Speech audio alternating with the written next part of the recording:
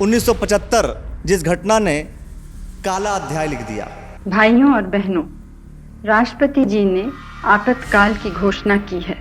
इससे आतंकित होने का कोई कारण नहीं है। संविधान की धड़कन थम गई थी, लोकतंत्र की आंखें नम गई थीं, कुर्सी की चाहत में कुछ लोगों ने जनता की आवाज छीन ली थी। इंदिरा गांधी के समय में गरीबी तो नहीं हटी, गरीब हट गए। अब तक जो है इतिहास के अंदर जो है इंदिरा गांधी पहली प्रधानमंत्री हैं जिन्होंने सबसे ज़्यादा संविधान संशोधन किए और सबसे ज़्यादा विवादास्पद संविधान संशोधन किए। कितने संशोधन किए थे? दबा करके 25 से लेकर के 42 तक सारा संशोधन नहीं है। सारे संशोधन के इनमें से जो महत्वपूर्ण संशोधन है उसमें से आपको 39वां, जिसमें इन्होंने जो है सारी चीज़ें अपने पक्ष में अपने चुनाव को सही ठहराने के लिए पहली बार केंद्र सरकार पर सीधे सीधे भ्रष्टाचार के आरोप लगे थे, वो भी संजय गांधी की वजह से। 25 जून की रात को जो है जो बड़े बड़े नेता थे उनको सबको पकड़ करके जेल के अंदर, मतलब जो कांग्रेस से अलग पार्टियों के जो नेता थे, जो भी सरकार के विरोध में थे या जो भी सरकार की आलोचना करते थे, उनको जो है इन्होंने जेल के अंदर डालना शुरू कर दिया। कुछ आंकड़े बोलते हैं कि 30 लाख 60 लाख नसबंदी हुई, किसने कहा 80 लाख नसबंदी हुई। और जो है जनता पार्टी की सरकार में एक कमेटी बनी थी और उस कमेटी ने अपनी रिपोर्ट में दिया था कि 1 करोड़ 10 लाख जो है नसबंदियां हुई थी। वो भी गलत तरीके से। कोई व्यक्ति बाहर जा रहा है, बस में जा रहा है, घूमने जा रहा है या ड्यूटी पे जा रहा है, उसको जबरदस्ती पकड़ के उसकी नसबंदी कराई गई और इन अनहाइजीनिक रूप से करवाई गई कि उनमें से कई हजार लोगों की मृत्यु हो गई। उसके बाद दूसरा मुद्दा था, इन्होंने दिल्ली का सौंदर्यीकरण करने के लिए जो है वहाँ पर झुग्गी तुर्मान गेट पर जो है झुग्गी झोपड़ियाँ हटाने का प्रयास किया और जो लोगों ने विरोध किया तो वहाँ पर उनके ऊपर गोलियाँ चलाया। क्योंकि सुनवाई संजय गांधी ने संजय गांधी क्योंकि सुनवाई कहीं थी नहीं, मीडिया पे इन्होंने सेंसर लगा। अब सारी पावर किसके हाथ में, कौन मैनेज कर रहा है? संजय गांधी उस वक्त संभालते पूरे, और किसी पद पे नहीं थे। अच्छा, पद कोई नहीं था कांग्रेस का? किसी पद पे नहीं थे, कांग्रेस के पद पे नहीं थे, कहीं संगठन में कुछ वो नहीं था, बिना पद के जो है वो पूरी तरीके से उसको हैंडल कर रहे हैं। आपातकाल की घोषणा हुई थी 25 जून आपका 1975 रात को, और जो है 76 में जो है चुनाव होने थे। 76 में चुनाव नहीं हुए, 77 यानी कि 21 महीने तक आपातकाल चला और स्थितियां सामान्य हो चुकी थी 1 साल के अंदर अंदर, पर उसे 2 साल खींचा गया। बाद में जनता पार्टी ने जो है 44वां संविधान संशोधन लेकर के आई और जो 42वें संविधान संशोधन के अंदर जितने भी चीजें थी जो विवादास्पद थे, जो सही नहीं थे, जो लोकतंत्र के विरोध में थे, उनको समाप्त किया, उनको हटाया। जो लोग बोलते हैं कि आपातकाल लग जाएगा, संविधान जो है बदल देंगे, आज के समय में हम इतने सेफ हैं और भारतीय संविधान इतना मजबूत है कि सरकार चाहे कितनी ही मजबूत क्यों ना आ जाए वो उसके अंदर चेंजेस नहीं कर सकती। और इंदिरा गांधी की सरकार मजबूत थी। हाँ, मजबूत थी। हाँ, उन्होंने उसका दुरुपयोग किया, हाँ, संशोधन किए, पर बाद में संविधान के अंदर ही वो चीज नहीं थी कि उसको दोबारा से रिस्टोर किया, उसको ठीक किया। 12 जून 1975 अगर इंदिरा गांधी से पूछा जाए कि आपके पूरे जीवन काल में से कौन सा एक ऐसा दिन है जिसको आप डिलीट करना चाहोगे, वो 12 जून 1975।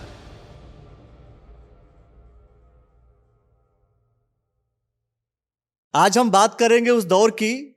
वो दौर था जब रातें लंबी थीं और सपनों पर भी पहरे थे, नेताओं के नहीं जनता के साए भी सहमे थे। संविधान की धड़कन थम गई थी, लोकतंत्र की आंखें नम गई थीं, कुर्सी की चाहत में कुछ लोगों ने जनता की आवाज छीन ली थी। पर याद रखना, अंधेरे कभी स्थायी नहीं होते, दिए फिर जलते हैं, कलम फिर चलती है और जनता फिर बोलती है। दोस्तों, आप सभी को नमस्कार। मेरा नाम अखिलेश है और आप देख रहे हैं द न्यूज़ वाला नेटवर्क। और आज हम आपको लेकर चलते हैं 1975 उस घटना की तरफ जिस घटना ने काला अध्याय लिख दिया। काला अध्याय, लोकतंत्र का काला अध्याय, भारत के लोकतंत्र का काला अध्याय। उस अध्याय पे चर्चा करेंगे, लेकिन जब अध्याय पे चर्चा हो और अध्यापक ना हो तो बात कैसी होगी। इसलिए आज हमारे साथ अध्यापक हैं कोदंड IAS के अविनाश त्यागी जी। आपका बहुत बहुत स्वागत करता हूं मैं। धन्यवाद। अविनाश त्यागी जी ने दिल्ली के कई संस्थानों में बहुत सारे अनुभव प्राप्त किए हैं और GS की जानकारी अच्छी देते हैं और इनकी जो जानकारी है जनरल स्टडीज को लेकर के बहुत खूब है। तो हमने सोचा कि इस काले अध्याय का अध्यापन हम इन्हीं से करते हैं। तो सर, सबसे पहले तो उस 1975 की घटना की तरफ हम जब जाएंगे, आपातकाल इमरजेंसी की बात करते हैं। बहुत से लोग जो पुराने लोग हैं जिन्होंने कभी आपातकाल सुना होगा तो वो शायद डर जाते हैं। और मैं समझता हूं कि जिस पार्टी के दौरान लगा था, जिस पार्टी के सत्ता में रहते हुए लगा था, अब उस पार्टी के सत्ताधीश भी खासतौर पर ये कहते हैं कि वो काला अध्याय था, गलत था। क्या कहेंगे इस पूरे बिंदुओं को लेकर के? 1975 की बात करते हैं, हम राष्ट्रीय आपातकाल की बात करते हैं, तो अक्सर मैं अपने स्टूडेंट को चीज़ें बोलता हूँ कि अगर आपको किसी चीज़ के विषय में गहराई से जानना है या अपने विषय में समझ को विकसित करना है, जो कि यूपीएससी के बेसिक रिक्वायरमेंट है, अप्रोचेबल होना चाहिए आपको, तो उसमें आपको देश काल परिस्थिति और विचारधारा देखना अनिवार्य है, और यही नियम इस पर यहाँ पर लागू होगा। तो इसमें से थोड़ा सा हम इसका बैकग्राउंड को समझते हैं और फिर बाद में हम जो है 1975 पर आकर के फिर देखते हैं कि आपातकाल के अंदर हमारे चीज़ें ऐसी क्या हुई कि जिससे लोग बाग बोलते हैं कि भारतीय संविधान के जो मूलभूत सिद्धांत हैं उनको तार-तार कर दिया गया सत्ता ने। तो इसकी जो शुरुआत है वो आप थोड़ा सा देखने को मिलती है 66 के बाद, जब लाल बहादुर शास्त्री जी की मृत्यु हुई।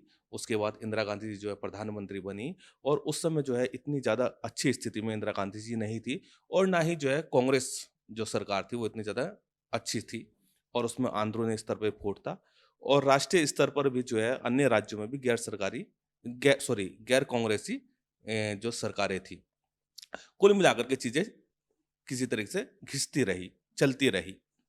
उसके बाद क्या हुआ कि इंदिरा गांधी जी को कुछ अपने कड़े निर्णय लेने थे, क्योंकि इंदिरा गांधी जो विचारधारा से प्रेरित थी वो थी समाजवादी विचारधारा से, और इन्होंने जो 2 निर्णय लिए, जैसे बैंकों का राष्ट्रीयकरण करना और दूसरा जो प्रिवी पर्स को समाप्त करना, उसको लेकर के इन्होंने जो अध्यादेश और जो बिल लेकर के आई, और उस बाद में सुप्रीम कोर्ट ने उनको रद्द कर दिया। तो यहाँ पर जो है 2 शक्तियों के बीच में टकराव हुआ, एक सत्ता के बीच में और एक न्यायपालिका के बीच में। अब यहाँ पर इंदिरा गांधी जो सोचती है कि मेरे पास एक तो पावर आ जाए ताकि मैं खुलकर जो है वो खेल सकूं, और न्यायपालिका की शक्तियों को मैं सीमित कर सकूं। तो मतलब न्यायपालिका की शक्तियों को सीमित करने के लिए सारे प्रावधान भी किए गए? हाँ, बहुत सारे प्रावधान किए गए थे, और अब तक जो है इतिहास के अंदर जो है इंदिरा गांधी पहली प्रधानमंत्री हैं जिन्होंने सबसे ज़्यादा संविधान संशोधन किए, और सबसे ज़्यादा विवादास्पद संविधान संशोधन किए। अच्छा, मतलब विवादास्पद ज़्यादातर। अच्छा। ज़्यादातर। उसके बाद जो है, अब चूंकि क्या है कि भारत का सिनेरियो थोड़ा सा देखो, तो उस समय जो है अर्थव्यवस्था ज़्यादा इतनी बेहतर नहीं थी, लोग बाग गरीबी रेखा में बहुत ज़्यादा सीमित मतलब रहा करते थे उसमें। तो अब इनको उन लोगों के दिलों तक पहुंचना था, तो इन्होंने नारा दिया गरीबी हटाओ, और जो रातों रात हिट हो गया। गरीबी हटाओ का नारा हिट हो गरीबी गया। हटाओ का नारा, और इसी नारे की वजह से जो है वो इंदिरा गांधी जी जो है वो 1971 में, जो कि इन्होंने 1 साल पहले चुनाव किया, धूमधाम से प्रधानमंत्री बन गई। अच्छा, मतलब मैं इंटरप्ट कर रहा हूँ, इस पर हम जाएंगे। 1971 की हम बात करेंगे प्रधानमंत्री बनने के बाद।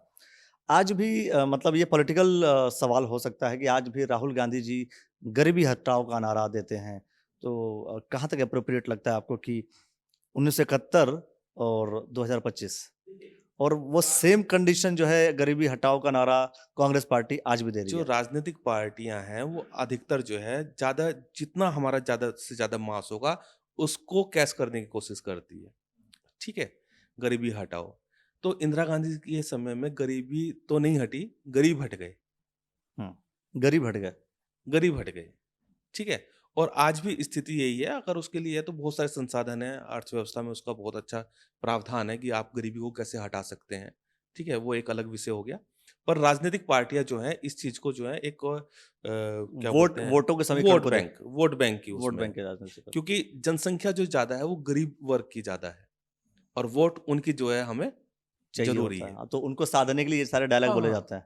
तो 1971 में जो है इंदिरा गांधी जो है धूमधाम से प्रधानमंत्री बनी, और 352 सीटें इनकी आई, यानी कि इनके अब जो हाथ जो है वो पूरे मजबूत थे। और पूरे भारत में भी अगर उस समय देखा जाए तो एक तमिलनाडु को छोड़ करके सभी राज्यों में इनकी सरकार थी। थोड़ी सी दिक्कत जो है पश्चिम बंगाल में हुई थी, पर वहां पर बूथ कैप्चरिंग वगैरह करके जो है इनकी सरकार वहां पर भी बन गई अच्छा, थी। बूथ कैप्चरिंग का कहीं डेटा भी मिलता है? हाँ, वो था। वो उस समय के इंदिरा गांधी की जो जीवनीकार हैं, कैथरीन फ्रैंक, उन्होंने इसको पूरा विस्तार से लिखा हुआ है।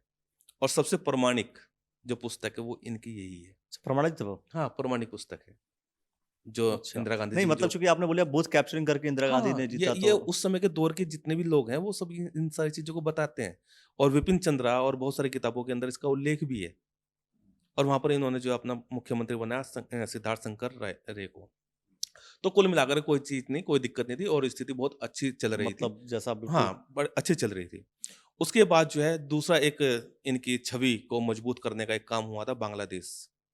1971 में जो है बांग्लादेश का निर्माण हुआ और पूर्वी पाकिस्तान पश्चिमी पाकिस्तान से ये हट गया और उसका श्रेय जो है इंदिरा गांधी को जाता है। और इंटरनेशनल लेवल पर जो है वो इंदिरा गांधी की छवि जो है वो बहुत ज़्यादा उभर करके आई।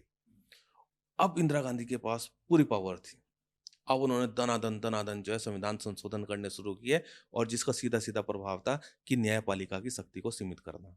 मतलब जैसे ऐसा क्या कर दिया न्यायपालिका की शक्ति को कम करने अब के लिए? जैसे न्यायपालिका ने जो है इनके प्रिवी पर्स उसके सिद्धांत को मतलब उस एक्ट को खारिज कर दिया। बैंकों का राष्ट्रीयकरण था क्योंकि वो संपत्ति का अधिकार उसमें था, उसको रद्द कर दिया। और दूसरा जो है एक निरंकुश शासक जो होता है, मैं हालाँकि हम यूपीएससी एज़ एक अध्यापक या अपने प्रोफ़ेशन में हम किसी की आलोचना नहीं करते क्योंकि वो यूपीएससी की नेचर नहीं है। यूपीएससी की जो डिमांड है वो संतुलित चीज़ें करती हैं। तो कहीं न कहीं कुछ फैक्ट ऐसे होते हैं जिसको व्याख्या करना एक अलग हो जाता है। अगर यही लेक्चर मेरा क्लास में होगा तो उसका स्वरूप अलग होगा, यहाँ पर कुछ उसका हाँ, कोई स्वरूप बात नहीं। थोड़ा-सा अलग हाँ। होगा। ठीक है? तो कुल मिलाकर के स्थिति ये थी कि न्यायपालिका की शक्तियों को जो है वो सीमित करने का काम किया गया। अब धीरे-धीरे चीज़ें बढ़ती जाती हैं। 71 से लेकर के 72 तक कोई दिक्कत नहीं है। इंदिरा गांधी के हाथ बहुत मजबूत हैं, सारी चीज़ें बढ़िया हैं, कोई दिक्कत नहीं है। स्थिति बिगड़ती है 73 में। अब उस समय जो है पूरे विश्व के अंदर या कुछ चीज़ें थी भारत के अंदर, कुछ ऐसी घटनाएँ घटित हुई जो परिस्थिति इनके विपरीत हो गई। पहली चीज़ तो ये थी कि जो बांग्लादेश बना था, बांग्लादेश की वजह से भारत के अंदर शरणार्थी आए और लगभग 1 करोड़ शरणार्थी भारत के अंदर आए। और जिसका जो रहने-खाने और इन सारे संसाधनों का जो था वो सरकार के ऊपर प्रेशर ज़्यादा हो गया। दूसरा जो है एक ऑयल क्राइसिस पूरे उसके अंदर हुआ और जिसकी वजह से भारत के अंदर महँगाई बढ़ गई, क्योंकि ट्रांसपोर्टेशन महँगा होगा तो सारी चीज़ें महँगी हो जाएगी। तीसरी चीज़ थी कि यहाँ पर अकाल और सूखा पड़ गया। हाँ। उसके बाद से वो खाद्यान्न चीज़ें जो हैं वो बहुत सीमित हो गई। तीसरी चीज़ थी यहाँ पर जो है वो गरीबी कम होने की वजह से गरीबी और बढ़ती चली गई। मतलब ये सारी जो क्राइसिस हुई, इन क्राइसिस की वजह से गरीबी बढ़ गई। गरीबी बढ़ गई। कुल मिलाकर के ये इसमें सरकार को मतलब कोई ये जो शरणार्थी जैसे बांग्लादेश की आप बता बांग्लादेश से 1 करोड़ आप 1 करोड़ की बात कर 1 रहे हैं। करोड़। तो अभी भी बांग्लादेश से लोग आ रहे हैं? हाँ, ये आप देखेंगे आप असम के लिए जो एनआरसी और सीआरसी मतलब वो है वो वहाँ पर तो है, उस चीज़ को लेकर के। और ये शरणार्थियों का तो मुद्दा यहाँ पर चलता ही रहा है। और ये अभी सीएए तो लेकर के आए थे। इससे गरीबी बढ़ने की संभावना और बढ़ जाती है। देखिए, जब सरकार के ऊपर एक्स्ट्रा प्रेशर पड़ जाएगा, उसके संसाधन सीमित हो जाएँगे और उनके पास जो है खर्चे ज़्यादा हो जाएँगे तो अर्थव्यवस्था तो मतलब ठीक डामाडोल हो वैसे ही कि जाएगी। भाई कमाने वाला एक है, मतलब सरकार तो एक ही है, उसके पास रिसोर्सेज तो सेम आ रहे हैं। इसके बाद अचानक संख्या बढ़ गई, घर परिवार में संख्या बढ़ गई तो फिर वो बैलेंस तो हो ही जाता है, बैलेंस और बिगड़ इसके जाता है। साथ-साथ जो है भारत की अर्थव्यवस्था उस समय और इसलिए भी खराब हुई थी क्योंकि एक तो 71 में पाकिस्तान के साथ युद्ध था, युद्ध हुआ था, उसके युद्ध में बाद चीन के साथ हम लोग हार गए थे। 65 में युद्ध हुआ था तो उन युद्धों ने जो है भारत की अर्थव्यवस्था को पूरी तरीके से डगमगा दिया था। तो ये सारी चीज़ें थी। इसका सरकार से कोई रोल नहीं था क्योंकि ये सरकार के हाथ में था नहीं। था भी नहीं। पर आम जनता के अंदर इस चीज़ को लेकर के आक्रोश था। अब वो आक्रोश निकलेगा कैसे? आंदोलन का रूप लेगा कहीं न कहीं। आंदोलन की वजह भी तो होनी चाहिए, भ्रष्टाचार। हुँ। पहली बार केंद्र सरकार पर सीधे-सीधे भ्रष्टाचार के आरोप लगे थे, वो भी संजय गांधी की वजह से। और किस वजह से? एक तो जैसे भूमि घोटाला था, मतलब जो हरियाणा के जो मुख्यमंत्री थे बंसी लाल, उन्होंने बहुत सारी हेक्टेयर भूमि इनको दी थी।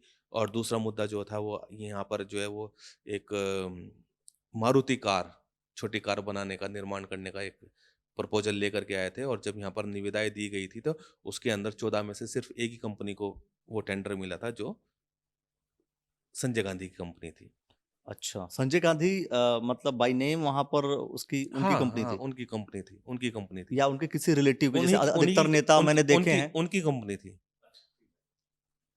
और यहाँ पर जो है इंदिरा गांधी जी को उनके सहयोगियों ने कहा भी था कि आप संजय गांधी से जो है इस मामले में दूरी बना लें। हाँ, मतलब कई बार ऐसा भी होता है कि भाई ठीक है यार, मैं डायरेक्ट बिजनेस नहीं करूंगा, मेरा मेरा परिवार कोई सदस्य जो है बिजनेस हाँ, कर लेगा। दूसरा भ्रष्टाचार के उसमें भी अगर उन्हें लगा कि भाई ये भ्रष्टाचार में लिप्त हो रहे हैं तो आप इनसे थोड़ा दूरी बना लो। ये चीज जो है इंदिरा गांधी नहीं समझ पाई। अब लोगों के अंदर आक्रोश था। अब ये गुस्सा फूटेगा कैसे? अब इसी बीच में क्या हुआ कि गुजरात में समस्या हुई, बिहार में समस्या हुई और तीसरा चीज था रेलवे में समस्या हुई।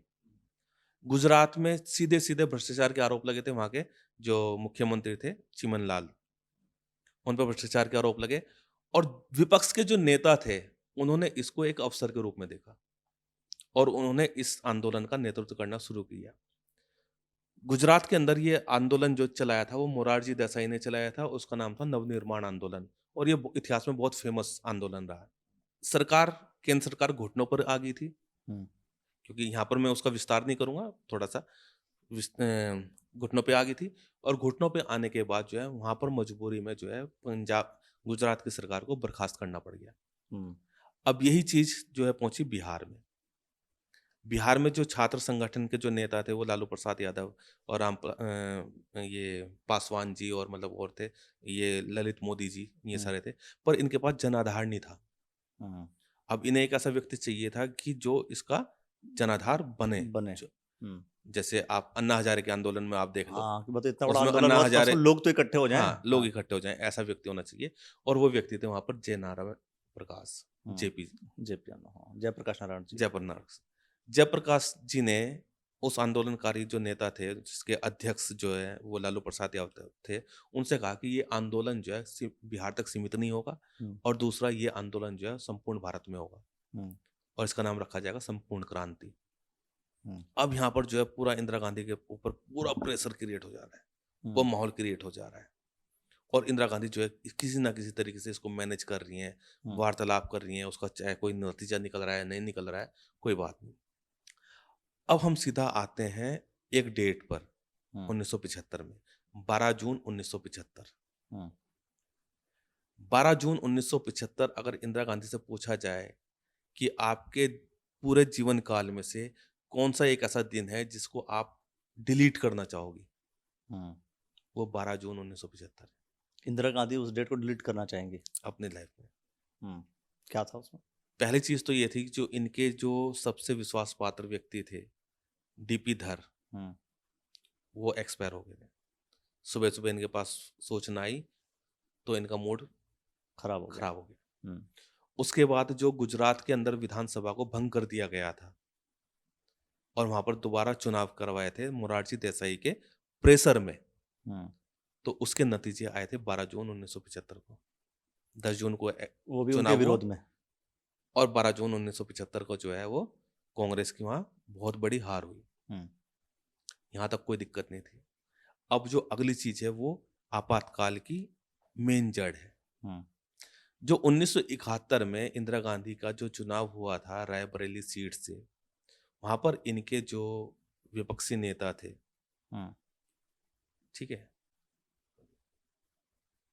राजनारायण, उनको 1 लाख वोट से उनको हारे थे। पर उन्होंने अपनी एक पिटीशन डाल दी थी और जिसमें कहा था कि इन्होंने सरकारी चीजों का, अपने अनैतिक चीजों का प्रयोग किया है। अब ये मामला था high court, Allahabad high court का। इलाहाबाद हाई कोर्ट के जो जज थे जगमोहन सिन्हा, उन्होंने कहा कि पहले मैं दूसरे पक्ष का भी सुन लूं। और इंदिरा गांधी जो है अपने परिवार के साथ वहां पर गई और लगभग 5 घंटे जो है ये अदालत में रही। ये पहली प्रधानमंत्री ऐसी थी जो अपने प्रधानमंत्री काल में पहला ऐसा व्यक्ति था, प्रधानमंत्री था, जो किसी न्यायालय में उपस्थित हुआ। अच्छा, इसके पहले कभी भी कोई प्रधानमंत्री किसी न्यायालय में उपस्थित उसके बाद भी कोई नहीं हुआ। उसके बाद भी नहीं हुआ? उसके बाद भी कोई नहीं। मतलब पहली बार अगर कोई गया भी तो इंदिरा गांधी गई? इंदिरा गांधी गई। तो जब हाई कोर्ट ने इनके ऊपर 14 एलिगेशन लगे थे, 14 एलिगेशन में 12 एलिगेशन प्रूफ नहीं हो पाए थे, 2 एलिगेशन प्रूफ हो गए थे, जिसके चलते जो है वो एक जनप्रतिनिधि अधिनियम के तहत जो है उसमें प्रावधान है कि दोषी पाया जाएगा, किन किन कारण से जो है ये दोषी होगा और क्या उनकी सजा होगी। तो इसमें इनका चुनाव रद्द कर दिया गया था। मतलब उनकी सदस्यता ही समाप्त हो जाएगी फिर। हाँ, वो चुनाव ही रद्द हो गया था। और दूसरा चीज जो थी कि इनके ऊपर जो है जो सजा का प्रावधान था वो था 6 साल, इनको डिबार कर दिया गया। तो 6 साल तक चुनाव नहीं लड़ सकती। चुनाव नहीं लड़ सकती। और ये भी हाई कोर्ट ने लगाया। ये हाई कोर्ट ने लगाया। और तीसरी जो चीज थी कि आप जो है 20 दिन के अंदर अंदर सुप्रीम कोर्ट में जा सकते हैं, अपील कर सकते हैं, आपका अधिकार है। अब यहाँ पर जो है इंदिरा गांधी पूरी तरीके से बौखलाई हुई थी कि क्या करें। इन्होंने कहा कि मैं इस्तीफा दे दूं, पर संजय गांधी ने मना किया। इस्तीफा मत दो, इस्तीफा मत दो, कोई बीच का रास्ता निकालते हैं। इस चीज को लेकर के जो है इन्होंने बंसीलाल, जो उस समय हरियाणा के मुख्यमंत्री थे, उन्होंने जो है एक ऐसा माहौल क्रिएट किया कि जनता को बुलाया, वहां पर जो इनके समर्थक थे उनको बुलाया, एक रैली करवाई। तो वहां से इंदिरा गांधी को लगा कि नहीं, जनता मेरी साथ है। वहां से इनका निर्णय बदला कि नहीं, अब इस्तीफा नहीं देंगे। इन्होंने अपील की सुप्रीम कोर्ट में। कमाल की बात यह है कि उस दौरान सुप्रीम कोर्ट के अंदर समर वेकेशन चल रही थी और बेंच जो है वो इक्का दुक्का बेंच ही वहां पर काम कर रही थी। और वहां पर कृष्ण अय्यर जो है वो जज थे। इन्होंने वहां पर एब्सोल्यूट स्टे के लिए आवेदन किया कि जो हमें इलाहाबाद हाई कोर्ट का जो आदेश है आप उस पर एब्सोल्यूट स्टे दे दीजिए, और जब इसकी सुनवाई होती रहेगी तो उसके अकॉर्डिंग चलती रहेगी, कोई दिक्कत नहीं है। उस चीज को लेकर के जो है वहां के जो जज थे कृष्ण अय्यर जी, उन्होंने एब्सोल्यूट स्टे देने से मना कर दिया। उन्होंने कहा कि हम इस पे अंतरिम आदेश दे सकते हैं कि आप प्रधानमंत्री पद पर तो रहेंगी, पर आपकी सदस्यता, पर चूंकि मुद्दा किसका है, सदस्यता का, तो आप संसद में या लोकसभा में आप नहीं जाएंगी, उसकी कार्यवाही में भाग नहीं लेंगी। आप वैसे जा सकती हैं, अटेंडेंस लगाओ और आ जाओ, पर आप ना तो वोट कर सकती हैं ना वो कर सकती हैं। अब ये पूरा उहापोह की स्थिति है। अब करें तो क्या करें। अब एक डेट जो है निर्धारित हुई 25 जून को। अब जो जेपी नारायण थे उनके दिमाग में ये था कि अब तो इस्तीफा लेना है, मोरारजी देसाई, हालांकि जेपी नारायण जो जेपी हैं उनका राजनीति से कोई लेना देना नहीं था, उनके कोई अपेक्षा ही नहीं थी। जैसे मोरारजी देसाई थी, उनकी एक इच्छा थी, उनकी एज बहुत ज्यादा हो गई थी कि भाई मैं प्रधानमंत्री बन जाऊं, पर ऐसी जो है वो जेपी की नहीं थी। जेपी जो है वो गांधीवादी थे और उनका जो है एक अलग था। और हालांकि जब देश आजाद हुआ और पहली कैबिनेट बनी और इन्होंने जवाहरलाल नेहरू जी ने जेपी को जो है खुद आमंत्रित किया था कि आप जो है मेरे सरकार में उप प्रधानमंत्री बने और मंत्री पद लें, तो उन्होंने अस्वीकार कर दिया था कि भाई नहीं, मेरा इच्छा जो है इसमें नहीं है, क्योंकि मैं गांधी जी के विचारों पे चलने वाले व्यक्ति थे जेपी नारायण। तो उन्होंने जो है उस आंदोलन का एक डेट निर्धारित की कि हम आंदोलन करेंगे। अब क्या हुआ कि खुफिया एजेंसी के तहत इंदिरा गांधी जी को सूचना मिलती है कि जेपी नारायण ऐसा ना हो कि अपने आंदोलन में ऐसी बातें बोलें जिससे देश के अंदर विद्रोह हो सकता है। 25 जून ये बात इंटेलिजेंस ब्यूरो से एक तरीके से, हाँ, इंटेलिजेंस जो खुफिया विभाग था उनको पहुंच गया। अब इस पे क्या किया जाए। अब हुआ क्या कि जब ये रैली हुई तो जेपी नारायण ने जो है यही शब्द कहे कि सशस्त्र बल, पुलिस, सेना ऐसी भ्रष्ट सरकार की बात ना माने। और ये सीधा सीधा इंडिकेशन था आंतरिक अशांति वाला। बिल्कुल। अब जो है इंदिरा गांधी को मौका मिल गया कि कैसे क्या करना है। अब इंदिरा गांधी उहापोह में इनकी मीटिंग हो रही है। अब इन्होंने जो है सिद्धार्थ शंकर रे को बुलाया। सिद्धार्थ शंकर रे जो पश्चिम बंगाल के जो मुख्यमंत्री थे और अच्छे जानकार थे संविधान के, क्योंकि एक प्रतिष्ठित वकील भी थे। अब कहते हैं कि उन्होंने बैठ करके वहां पर 1-2 घंटा जो है संविधान पढ़ा और पढ़ने के बाद जो उसका रास्ता निकाला। पर ये कहने वाली बात है, ये पहले से ही निर्धारित हो चुका था, क्योंकि बांग्लादेश के अंदर ऐसी परिस्थितियां बन चुकी थी जिससे वो इंदिरा गांधी उसको देख रही थी। क्या हुआ था बांग्लादेश में? वहां पर बांग्लादेश के अंदर जब बांग्लादेश आजाद हुआ तो वहां पर जो उनके जो प्रमुख नेता थे, लोकप्रिय नेता थे, वो मुजीब साहब थे। और उनकी एक जो सिद्धांत थे लोकतांत्रिक, धर्मनिरपेक्ष और आपका जो उदारवाद और ये सारी चीजों को लेकर के वो जो लेकर के आए थे, सिद्धांत को लेकर के आए थे, वो बाद में धीरे धीरे जो है वो खत्म होता चला गया। उन्होंने संसदीय, मतलब बेसिकली डरी क्यों थी इंदिरा गांधी, क्यों डरी थी बांग्लादेश वाले मैं बता मामले को? हाँ, मैं बता आपातकाल से बांग्लादेश का बहुत गहरा संबंध है। हम्म आप ध्यान रखना एक चीज, आपातकाल की घोषणा हुई थी 25 जून आपका 1975 रात को, हम्म और जो है 76 में जो है चुनाव होने थे। हम्म 76 में चुनाव नहीं हुए, 77 यानी कि 21 महीने तक हम्म आपातकाल चला हम्म और स्थितियां सामान्य हो चुकी थी 1 साल के अंदर अंदर, पर उसे 2 साल खींचा गया था। वो क्यों खींचा गया था, उसके पीछे जो सबसे महत्वपूर्ण कारण था वो था बांग्लादेश। हम्म बांग्लादेश के अंदर जो मुजीब साहब थे, उन जो जिन सिद्धांतों पर वो वहां पर सत्ता पर काबिज हुए थे, वो अपने ही सिद्धांतों के फिर विरुद्ध हो गए। खुद ही। उन्होंने वहां पर जो है क्या बोलते हैं, संसदीय शासन प्रणाली को हटा करके अध्यक्ष शासन प्रणाली अपनाई। उन्होंने वहां पर जो है वो पार्टी सिस्टम हटा करके एक पार्टी सिस्टम रख दिया, जैसे चाइना में है। ठीक है ना, यानी कि लोकतंत्र की पूरी तरीके से हत्या उन्होंने कर दी। सारी पावर अपने उनके हाथ में आ गई, सारी चीजें आ गई। जनता त्रस्त हो चुकी थी। जब जनता त्रस्त हुई तो वहां की जो सेना ने विद्रोह कर दिया, और विद्रोह करने के बाद उन्होंने जो है, उससे पहले विद्रोह करने से पहले जो है शेख मुजीब ने जो है वहां पर आपातकाल लगा दिया। और ये इंदिरा गांधी के लिए एक चीज थी कि आपातकाल नाम की भी कोई चीज हो सकती है और जो लगाया हम जा सकता है, कर सकते किया हैं। जा सकता है। उसके बदले में क्या हुआ कि कुछ समय बाद जो है वहाँ की जो सेना थी बांग्लादेश की, उन्होंने विद्रोह किया और शेख मुजीब की हत्या कर दी, उनके पूरे परिवार की हत्या कर दी। और उनके जो बच्चे थे, जो शेख हसीना जो थी, वो जर्मनी में थी अपनी बहन के साथ, वो बची रही और उसको कहा कि आप जो है बांग्लादेश में नहीं आना। तो उनके पूरे परिवार की हत्या कर दी। ये डर जो है इंदिरा गांधी के दिल में था कि कहीं ऐसा ना हो कि मेरे साथ भी जो है सेना तख्ता पलट कर दे और ऐसी स्थिति मेरी बन जाए। और ये कहते हैं कि इंदिरा गांधी किस कमरे में सोती थी और किस कमरे में नहीं सोती थी, ये सिर्फ 2 लोगों को पता रहता था, एक संजय गांधी और एक दूसरा जो है आर एन काओ, जो उस समय रो के प्रमुख थे। तो ये सारी स्थिति थी और बांग्लादेश का सीधा सीधा वो था। खैर, सिद्धार्थ शंकर रे ने चीजें निकाली कि हम इसमें मतलब 352 का प्रयोग करके इसमें आपातकाल लगा सकते हैं। अब चूंकि 71 का युद्ध था तो आपातकाल पहले भी लग रहा था, उससे पहले भी आपातकाल चल रहा था। तो क्या एक टाइम में हम आपातकाल कई बार लगा सकते हैं? तो सिद्धार्थ रे ने कहा कि नहीं, बिल्कुल लगा सकते हैं, कि वो एक्सटर्नल मामला है, वो बाह्य आक्रमण है। ये हम आंतरिक अशांति के आधार पर लगा सकते हैं। तो आंतरिक अशांति के आधार पर इन्होंने आपातकाल की घोषणा कर दी। और आपातकाल की घोषणा के लिए जो है वो राष्ट्रपति का जो है वो चाहिए। इन्होंने अपनी कोई कैबिनेट से बात नहीं, कोई कुछ नहीं की, और जाकर के जो है राष्ट्रपति के पास गए और उस पर साइन करवा लिए। आपातकाल की घोषणा हो गई।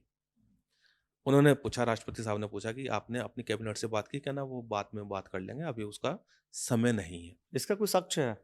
हाँ बिल्कुल है, मतलब ये डॉक्यूमेंट्स में है। हाँ, डॉक्यूमेंट्स में। उसके बाद क्या हुआ कि जब इन्होंने अपनी कैबिनेट बुलाई, कैबिनेट के अंदर जो है बहुत ही कम मंत्री आए, क्योंकि उस समय इंदिरा गांधी के पास सारी पावर थी, मंत्री उनके सामने बोलते नहीं थे।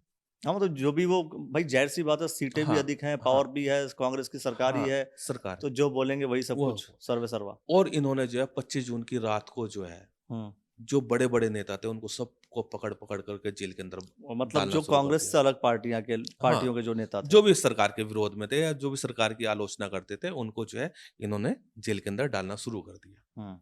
और जेल में डालने की वजह कुछ बताइए या फिर? हाँ, अब यही चीज जो है वो जो स्वर्ण सिंह थे, जो मंत्री थे, उन्होंने पूछा था इंदिरा गांधी जी से कि जो जिनके वो गिरफ्तारी हो रही है वो किस आधार पर हो रही है? तो वो थी मीसा।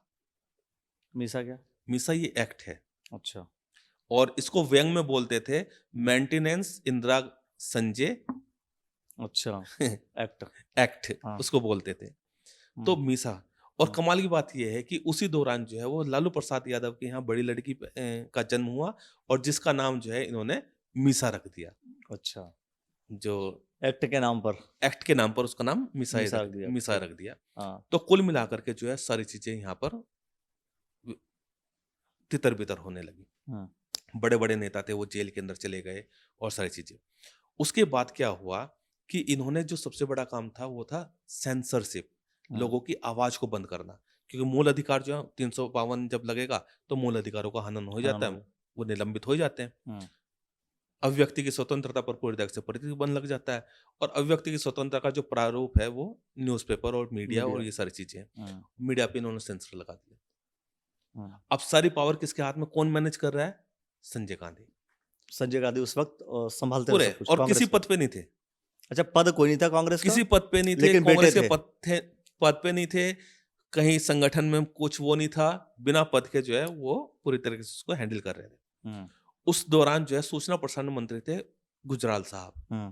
उन्होंने गुजराल साहब से कहा कि जो व्यक्ति आप न्यूज़पेपर आ रहा है उस पे सेंसर लगाओ, उसको देखो, हमें दिखाओ, उसकी जांच करो और फिर उसको छापने दो या मत छापने दो, और जो हमारे खिलाफ छापता है, मतलब बिना परमिशन हाँ, की कोई खबर नहीं छपेगी, कोई नहीं छपेगी, और मतलब कोई सरकार, छापता है, मतलब सरकार जो चाहेगी, हाँ वो चाहेगी, खबर वही छपी। सरकार के जो विज्ञापन थे वो खबर बन रहे थे। अच्छा, सरकार के विज्ञापन खबर बन रहे थे, मतलब एक सरकार तरह के की सरकार के विज्ञापन खबर बन रहे थे।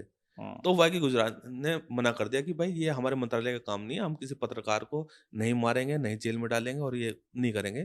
तो उन्होंने जो है उनको हटा करके यहाँ पर विद्यासरण को सूचना प्रसारण मंत्रालय बना दिया। तो जैसे मान लीजिए कि आज के दौर में मतलब मैं इंटरप्ट कर रहा हूँ उसको, इसके आज के दौर में जैसे बहुत से कांग्रेस के ही लीडर ये बोलते हैं कि मीडिया जो है सत्ता पक्ष की तरफ चली गई है, उस वक्त क्या था? उस वक्त भी तो यही था, उस वक्त भी तो बहुत सारी, देखो मीडिया जो है कहीं ना कहीं, देखो सरकार के, क्योंकि सरकार के पास पावर है, वो किसी तरीके से उसको वो कर सकती है, उनकी स्वतंत्रता को सीमित कर सकती है, वैसे कर सकती है। हालांकि संवैधानिक रूप में तो ये गलत है, नहीं कर सकते, पर फिर भी कहीं ना कहीं किसी ना किसी स्तर कुछ न कुछ चीजें होती हैं, वो रहते।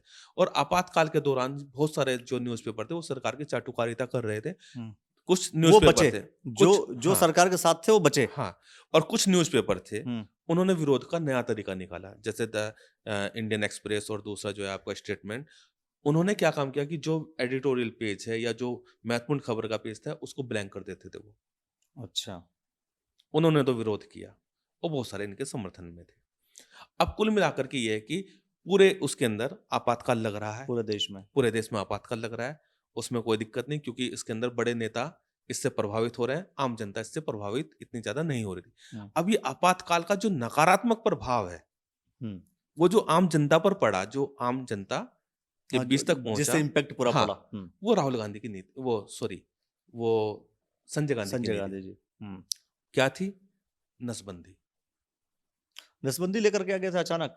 हाँ, कि जनसंख्या नियंत्रण करें, ये सलाह करें। किसने दिया था इनको? सलाह नहीं, वो हिटलर से प्रेरित थे। जब हिटलर ने जर्मनी में नसबंदी की थी, और ऐसे ही जो है इन्होंने जो है यहाँ पर नसबंदी करनी शुरू की। कुछ आंकड़े बोलते हैं कि 30 लाख 60 लाख नसबंदी हुई, किसने कहा 80 लाख नसबंदी हुई। और जो है जनता पार्टी की सरकार में एक कमेटी बनी थी और उस कमेटी ने अपने रिपोर्ट में दिया था कि 1 करोड़ 10 लाख जो है नसबंदियां हुई थी, और वो भी गलत तरीके से। कोई व्यक्ति बाहर जा रहा है, बस में जा रहा है, घूमने जा रहा है या ड्यूटी पे जा रहा है, उसको जबरदस्ती पकड़ कर उसकी नसबंदी कराई गई, और इन अनहाइजीनिक रूप से करवाई गई कि उनमें से कई हजार लोगों की मृत्यु हो गई थी। तो इस चीज ने जो है लोगों के अंदर डर पैदा कर दिया, या इसका नकारात्मक प्रभाव कहें आम जनता तक पहुंचा। उसके बाद दूसरा मुद्दा था, इन्होंने दिल्ली का सौंदर्यीकरण करने के लिए जो है वहां पर झुग्गी तुर्मान गेट पर जो है झुग्गी झोपड़ियां हटाने का प्रयास किया, और जो लोगों ने विरोध किया तो वहां पर उनके ऊपर गोलियां चला दी गई, क्योंकि सुनवाई संजय गांधी ने, हाँ संजय गांधी ने, क्योंकि सुनवाई कहीं थी नहीं, न्यायालय में जा नहीं सकते थे, मूल अधिकारों का हनन था। और दूसरी बात जो है, अब क्या है कि अब जिस प्रकार से इंदिरा गांधी जी ने अपने निर्णय लिए, जैसे आपातकाल, उसका दुरुपयोग था, आंतरिक अशांति।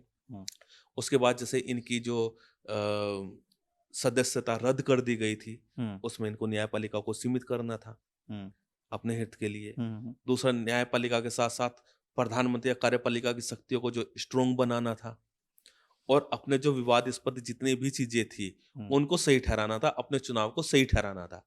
उसके लिए इन्होंने संविधान में संशोधन किए। कितने संशोधन किए तकरीबन? दबा करके 25 से लेकर के 42 तक सारा संशोधन इन्हीं का है। सारे संशोधन के, इनमें से जो महत्वपूर्ण संशोधन है उसमें से आपको 39वां, जिसमें इन्होंने जो है सारी चीजें अपने पक्ष में, अपने चुनाव को सही ठहराने के लिए अपने चुनाव को जो है न्यायपालिका की शक्तियों से बाहर कर दिया। एक तो वो हुआ, उसका विस्तार से, चूंकि ये पॉलिटिकल क्लास तो नहीं है बिल्कुल कि मैं इसके अंदर तक जाऊं कि क्या क्या उसके अंदर प्रावधान थे। तो कुल मिलाकर के मोटा मोटा यही है कि मतलब अपने चुनाव को जो है सही साबित करने के लिए उन्होंने इसमें संशोधन किया। और उसके बाद एक सबसे महत्वपूर्ण संशोधन है 42वां संविधान संशोधन। और 42वां संविधान संशोधन को आप जो है मिनी संविधान संशोधन भी बोल सकते हैं, मतलब क्योंकि नया सबसे ज्यादा संशोधन जो हुए, मतलब सबसे बड़ा जो संशोधन था वो 42वां संविधान संशोधन था, और सबसे ज्यादा विवादास्पद भी यही था। क्या था उसमें? उसके अंदर अब जैसे मान लीजिए, अब इंदिरा गांधी ने एक तो अपनी चीजों को सही ठहराना था, जो भी उन्होंने कृत्य किए थे, न्यायपालिका की शक्तियों को सीमित करना था, तो वो सारे प्रावधान इसके अंदर थे कि आपातकाल न्यायिक परिणाम लोगों से बाहर होगा, जो राष्ट्रपति और प्रधानमंत्री के जो चुनाव है वो भी जो है वो पुनरावलोकन से बाहर होंगे। अब चूंकि ये समाजवादी छवि है तो समाजवादी तत्व को इसके अंदर लाना अनिवार्य था, इसलिए प्रस्तावना के अंदर समाजवाद, पंथ निरपेक्ष, अखंडता शब्द जैसे जोड़े गए। दूसरा जो मूल अधिकारों पर जो है नीति निर्देशक तत्वों का, अब चूंकि ये मतलब आप मतलब पॉलिटी के जो स्टूडेंट है, जो कॉन्स्टिट्यूशन पढ़ते हैं, तो वो इसको समझ सकते हैं अच्छे मतलब ये है कि मेजर जो चेंजेस हैं वो 42वें संशोधन में कर दिए गए। और कमाल की बात ये है, बंसी लाल जो हरियाणा के मुख्यमंत्री थे, वो इतने बड़े चाटुकार थे, उन्होंने तो यहाँ तक कह दिया था कि आप एक काम कीजिए ना, ये चुनाव, पहले तो ये कहा कि आप जो संसदीय प्रणाली है उसको हटा करके अध्यक्ष प्रणाली कर दीजिए। ये एक सुझाव इनके पास आया कि संविधान संशोधन करके हम ऐसा भी कर सकते हैं। बंसीलाल उससे 2 कदम और आगे पहुंचे। उन्होंने कहा एक काम करो ना, ये छोड़ो ना चुनाव ना, संविधान संशोधन करो और उसमें ये बताओ कि प्रधानमंत्री जो है हमेशा मैडम रहेंगी और वही चलता रहेगा। बंसीधर जी का सुझाव था। हाँ, अच्छा। अब आप देखिए कि विचारधारा, ये कौन सी विचारधारा है? जो लोकतंत्र की हत्या करे। और ऐसे निर्णय थे जो लोकतंत्र के बिल्कुल विरोधाभासी थे, विरोध में थे। यानी कि लोकतंत्र तो था, आजादी नहीं थी, सिर्फ नाम मात्र का था। और 1976 में जो है वो चुनाव होने थे, पर इसको जो है और 1 साल और आगे बढ़ाया गया था। 1970 में ये हुआ था। वो क्यों हुआ था वो मैंने आपको बता दिया कि उसके पीछे जो है वो बांग्लादेश का वो सारी चीजें थी। तो कुल मिलाकर के अगर हम इसको एक पूरे एक सिनेरियो को एक थोड़ा सा कंसाइज करें, तो कहने का मतलब ये था कि एक जब सत्ता के अंदर कोई ताकतवर व्यक्ति आ जाए और सारी शक्ति उसके हाथ में आ जाए, तो संविधान को अपने अनुसार तोड़ मरोड़ सकता है और अपने स्वार्थ हित को पूरा करने के लिए वो ऐसे काम कर सकता है। 42वां संशोधन की जब हम बात करते हैं, आपने कहा कि संविधान, आपने मिनी संविधान बताया, मिनी संविधान कि नया संविधान एक तरीके से लिख दिया गया था। हाँ, इस चीज को लेकर के सुप्रीम कोर्ट ने कहा भी था कि संविधान सभा होना और सरकार का संविधान संशोधन करना दोनों अलग है। संविधान बनाने का काम संविधान सभा कर सकती है, ये 25वें संविधान संशोधन में बोला था कि कर सकती है। सरकार जो है उसमें संशोधन कर सकती है, संविधान दोबारा से लिख नहीं सकती। और ये इतने विवादास्पद थे। बाद में जनता पार्टी है, जनता पार्टी ने जो है 44वां संविधान संशोधन लेकर के आई, और जो 42वें संविधान संशोधन के अंदर जितने भी चीजें थी जो विवादास्पद थे, जो सही नहीं थे, जो लोकतंत्र के विरोध में थे, उनको समाप्त किया, उनको हटाया। और फिर बाद में सुप्रीम कोर्ट ने मिनर्वा मिल के मामले में, केस में, उनको और सीमित कर दिया। अब जाकर के स्थिति ये है कि 44वें संविधान संशोधन हुआ, उसके अंदर ऐसे प्रावधान कर दिए गए कि आज के समय में कोई कितनी ही ताकतवर सरकार क्यों ना हो, वो इनका दुरुपयोग नहीं कर सकती। पहली चीज तो ये कि आंतरिक अशांति शब्द को हटा करके सशस्त्र विद्रोह उसके अंदर कर दिया गया। दूसरी चीज उन्होंने ये की कि जो बिना कैबिनेट की सलाह से उसमें किया था, तो कैबिनेट शब्द हमारे पूरे संविधान में कहीं नहीं है।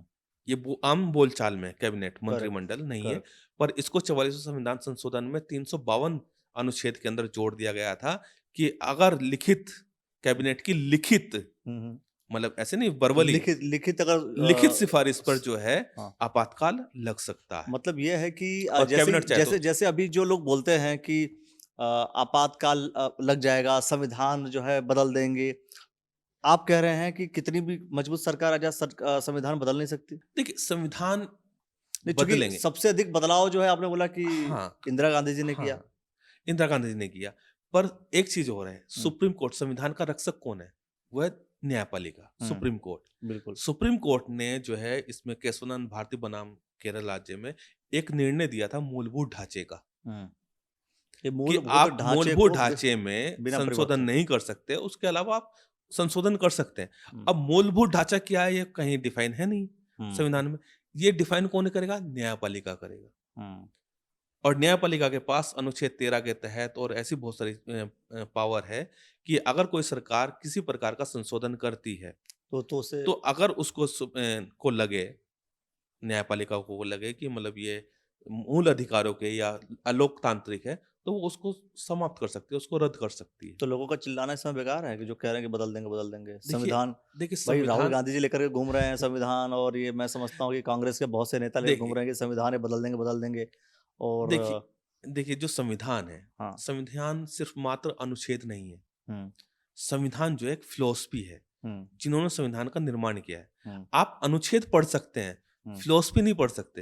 हम्म फिलॉसफी का जो मर्म है वो तो आप सुप्रीम कोर्ट अपनी ही व्याख्या में उसको दे करके आएगा। राइट।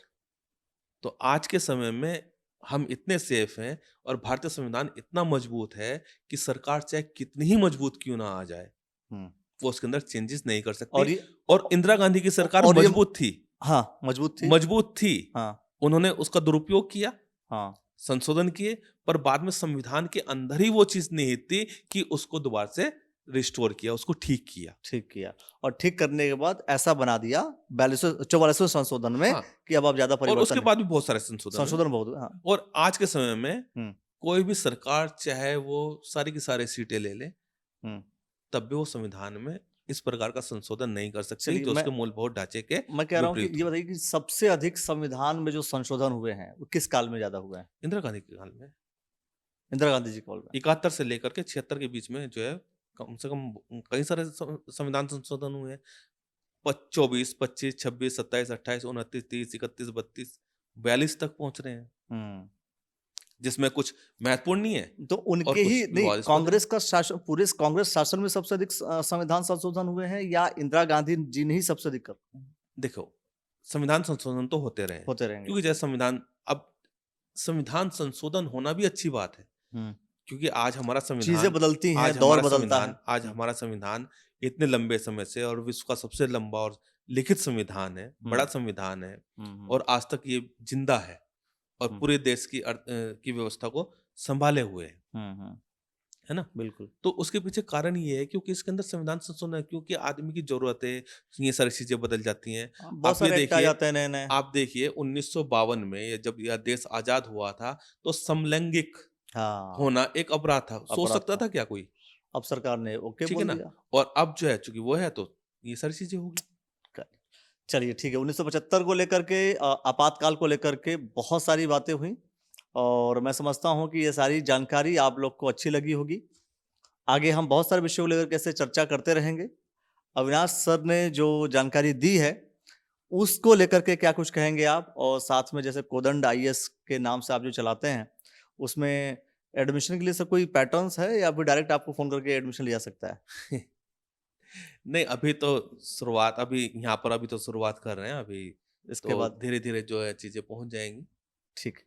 तो दोस्तों क्या कुछ करना चाहते हो आप कमेंट सेक्शन में प्रतिक्रिया जरूर दे दीजिए, और देखते रहिएगा द न्यूज़ वाला नेटवर्क। सर आपने जो समय दिया इसके लिए बहुत बहुत धन्यवाद। आपको बहुत बहुत धन्यवाद।